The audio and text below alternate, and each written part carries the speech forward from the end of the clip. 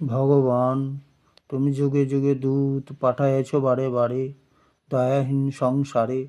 তারা বলে গেল ক্ষমা করো সবে, বলে গেল ভালোবাসো, অন্তর হতে বিদ্বেষ বিষ স্মরণীয় যারা বরণীয় তারা, তবুও বাহির দ্বারে আজি দুর্দিনে ফিরানু তাদের ব্যর্থ নমস্কারে। আমি যে দেখেছি গোপন হিংসা কপট রাত্রি ছায়ে হেনেছে নিঃসহায়। আমি যে দেখিনু তরুণ বালক উন্মাদ হয়ে ছুটে কি যন্ত্রণায় মরেছে পাথরে নিষ্ফল মাথা কুটে।